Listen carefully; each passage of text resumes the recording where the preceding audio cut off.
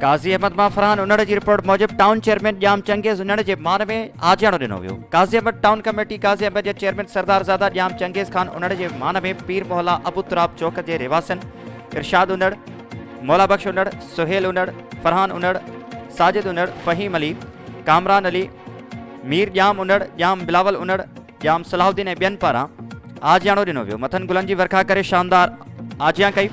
आजियाणे में पाड़े जे माण्हुनि वरियांग में शिरकत कई। हुन मौक़े ते आयल महिमाननि खे सरदारज़ादा जाम चंगेज़ खान उनड़, काउंसलर कुर्बान लाशारी, हाजी खान लाखो, अल्ताफ़ बालादी, पीर ज़फ़र शाह, पीर शरफ़ुद्दीन ऐं ॿियनि लोंगियुनि ऐं अजरकुनि जा तोहफ़ा पेश पाराया।